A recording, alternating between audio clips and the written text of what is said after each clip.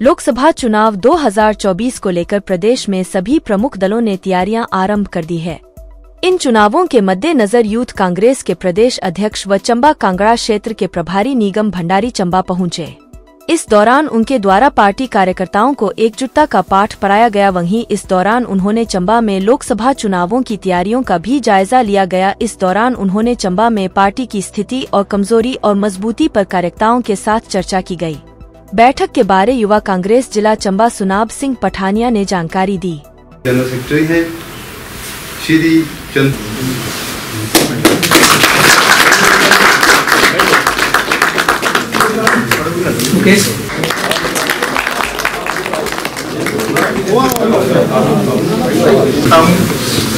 और इस जैसे कि आपको तमाम जो यहाँ पर प्रवक्ता थे मेरे से पहले उन्होंने समझाया। देखिए, मैं मानता हूं कि समय की गंभीरता को समझते हुए हमारे परिवार में बहुत सारी ऐसी बातें हैं जिसके लिए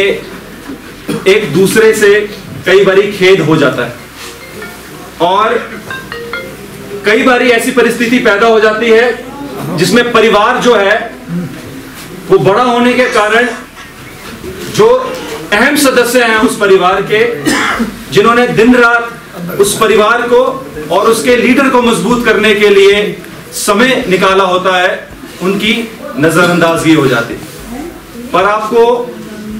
खास करके चंबा वासियों को, चंबा ब्लॉक के सदस्यों को और जो महिला कांग्रेस की सदस्य हैं, आप लोगों को मैं एक बात बोलना चाहता हूं कि देखिए, बड़े लंबे अरसे के बाद, बड़ी परिस्थितियों के बाद और बड़ी लंबी लड़ाई करने के बाद आज ये समय आया है जहां आपको लीडर यहां पर अपना पार्टी का मिला है। उस समय की गंभीरता को समझते हुए अपने परिवार में जो भी विचार विमर्श होते हैं उन्हें बंद कमरे में अपने लीडर के साथ उधर ही निपटा लेना चाहिए, क्योंकि अभी ऐसा समय आ रहा है जहां पर, देखिए, मेरी बात का बुरा मत मानिएगा, आपकी जो कमजोरी है उस कमजोरी का फायदा उठाते हुए जो विपक्ष है, जो रूलिंग पार्टी अभी इस टाइम पे सेंटर पे है, वो आप पे हावी होगा। वो पहले से ही इस देश में सांप्रदायिकता के आधार पर, संख्या के आधार पर और तमाम चीजों के आधार पर डिवाइड एंड रूल की जो है राजनीति करता है, करता आया है और आगे भी करेगा।